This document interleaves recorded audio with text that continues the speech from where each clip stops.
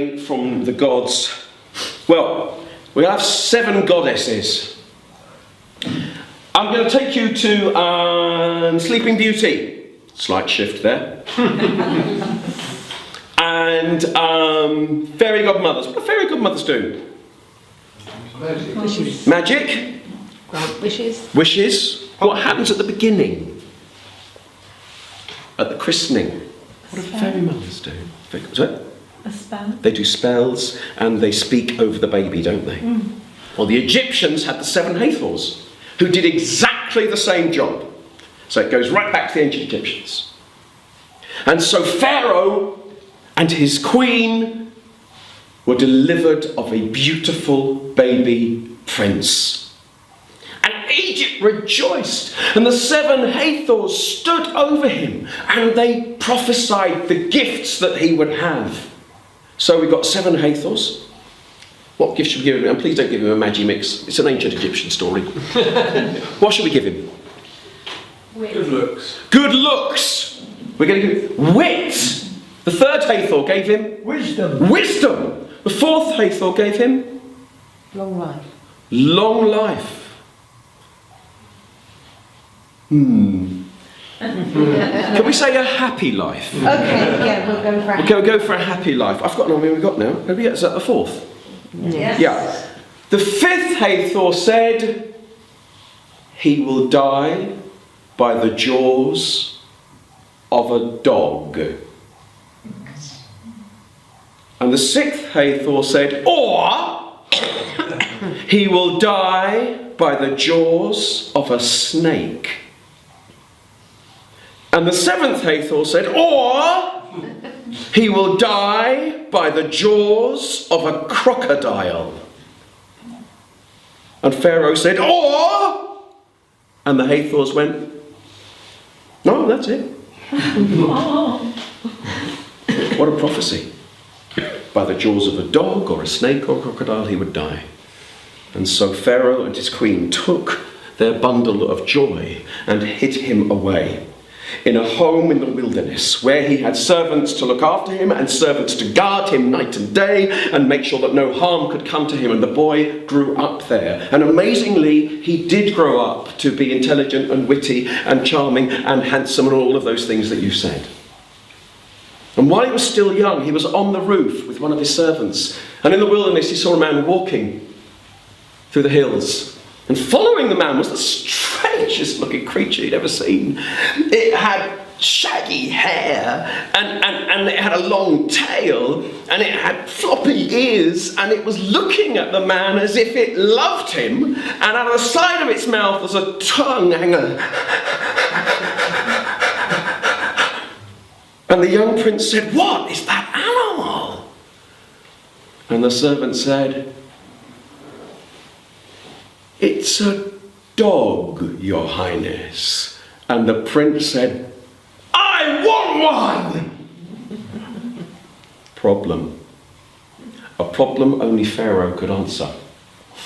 And so Pharaoh explained to his young son about the 7 Hathors and the prophecy that he would die by the jaws of a dog, a snake, or a crocodile. Can I repeat the word dog at this point? And the prince begged his father and said, look, if I have a young one, a puppy, it can do me no harm. No harm can come of such a loving animal. And Pharaoh gave in. And he was right. This dog followed the prince everywhere he went. It looked at him with loving eyes and a lolling tongue. They were the best of friends. They couldn't be separated. And eventually, when the prince was old enough, he said to his father, I need to leave. I know the fate that awaits me and I will face it. And so his father gave him a servant and a chariot, which we are told is full of all kinds of weapons, which makes me think of a sort of transformer chariot. Press a button. Q has given him something to do that he can. Anyway, it's well armed. He's well armed.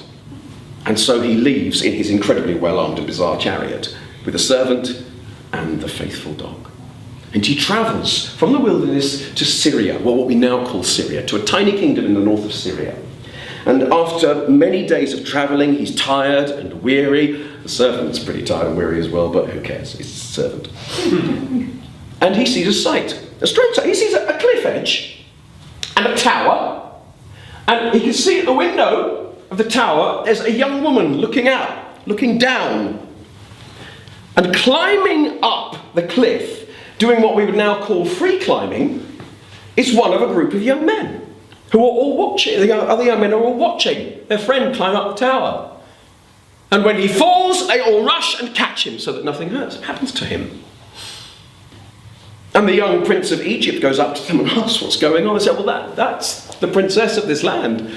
And she is promised in marriage to whoever can climb up here and reach her window. And the princess looked out and saw this new, rather dirty stranger and thought, hello, that's someone new. I wonder who he is. And the princes of all these small kingdoms around, for they were all princes, asked the prince of Egypt who he was, and he said, I'm the son of the charioteer of Pharaoh. My father remarried and my stepmother hates me, so I left home. Now, princes often get a bad press in fairy stories. But actually, these princes were good people. And despite the fact that they thought he was the son of a charioteer, they took him in. They gave him fresh clothes, they allowed him to wash, they gave him food, they looked after him, they gave him a bed. And the next morning, they even encouraged him to climb up the cliff and up the tower. Which he did, and reached the window with the princess looking out going, well, hello. And so she was promised in marriage to the son of the charioteer. The son of a charioteer, said her father. Oh, no, no, no. No daughter of mine is marrying the son of a charioteer. My daughter is a princess. And the princess said, if I don't marry him, I will never eat or drink again, and you will watch me starve. And the king said, take this young man out and cut his throat. And the princess took a knife and went, you lay one finger on him, and I plunge this into my heart. And her father realized that this was a woman who was not to be argued with. This is a woman who knows her own mind, a woman who is strong. And he gave in. And he gave in and gave them a wedding and gave them a home with animals, of cattle, so that they could look after themselves. He gave them servants, everything they could wish for. And on their wedding night, they went to their bedroom. And the son of the charioteer told his new wife exactly who he was. And as he got ready to bed and lied down in bed, he told her the story of the 7 Hathors, that he would die by the jaw of a crocodile, a snake, or a dog. And she said, what, you mean like that one? No. And he said, no. I've had that dog since I was a puppy. Look at the love that it looks at me with. It will never harm me. She said, nevertheless, I want it outside. So the dog was put outside the door. And the prince laid back in bed, and she cut a pomegranate for him and gave him a pomegranate while she dressed herself for bed, or undressed herself for bed. And she removed her clothes and she started to wash her skin from a bowl of milk and honey. And as she did so, a movement caught her eye, just in the corner. And she saw in the middle of the room a black mamba snake, and she distinctly heard it say, I am death. I am the fate that has awaited you. And calmly she took the bowl of milk and honey and placed it between the snake and the bed. And the snake smelt the milk and honey and went to the bowl and started to drink from it. And while it was drinking, she took the knife with which she had cut the pomegranate and struck the serpent, cutting it in half. And she said to her husband, that is one fate you are spared.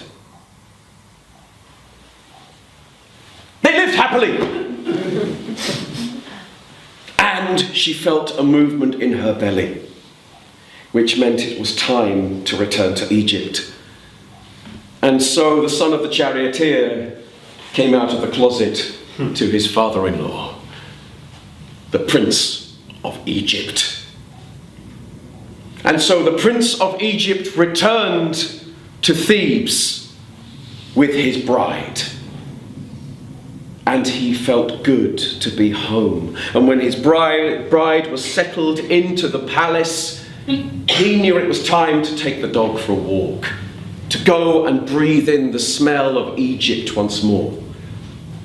And so he walked out of the palace with the dog, and as he was walking with the dog, he heard the dog cough slightly. He turned round and looked at the dog. The dog was looking at him with loving eyes and tongue hanging, and then something moved behind the dog's eyes, and the dog said, "I am death. I am the fate that has awaited you." And the prince saw the eyes of the hound turn red, and he ran. He ran down the streets of Thebes, turning this way, that way. At the end of one street, he saw the lake. He knew the dog would follow his scent. The dog knew his scent so well. And so he ran straight into the lake, into the reeds, and waited. And he saw the dog sniffing round the edge of the lake. And when the dog finally moved off, he relaxed until he felt the jaws of a crocodile close around him. And yet the crocodile didn't crush him. And he felt the crocodile being pulled. Not the crocodile's own action, the crocodile being pulled back into the water. And the crocodile still didn't crush him, and with its mouth closed, it said, "I could be death. I could be the fate that has awaited you. But help me, and I will save you. I want to lay my eggs on the shore, but a demon keeps pulling me back into the water. Help me, save me and my brood, and I will save you." And at this point, the prince... I feel I've talked a lot. Time for a break. So what I'm going to ask you to do is just to have a chat to the person next to you about how you think this story should end. So we've now got a crocodile holding the prince. There's a dog with red eyes running round. There's a princess who is game for being quite brave. How do you think the story should end? And I'll grab a drink of water and I'll ask you a minute. All right then, come on. How does the story end? Give us an idea. Sorry? Marvellously. Marvellously. I might want it to be a little more specific than that if I was telling it. So how should it end? Well, he helps the crocodile because they do lay their eggs on land. Yes. So I reckon he helps the crocodile. He helps the crocodile, and does the crocodile stick to its word? Yes. You hope so. You hope so. Any other solutions? The dog eats the eggs. The dog eats the eggs. Sad story, sad ending to the story. Does the crocodile then take its revenge, or does the crocodile... Yes, sorry, or no? Yes. Yes, it does. Oh. On the dog or on the prince? Or the princess? Yeah, everyone. Everyone! Oh, it's a bloodbath, it's a bloodbath. Any other solutions to the end of the story? Nobody's got the princess saving him again? You did. You have the princess saving him again? Yes. How? What did she do? Actually, she advised him not to help crocodile. Uh-huh. And she brought a weapon and she killed him. She killed the crocodile. So she convinced him to trick the crocodile, and then she killed the crocodile herself. Well, congratulations, because your answer is not wrong. Mind you, none of your answers are wrong. I don't know if they're right, because the problem with ancient stories is they come from ancient manuscripts. And this one was in a fire. And where I stopped, it stops. So actually, nobody knows the end of that story. And you are allowed to add whatever you want to make it work for you.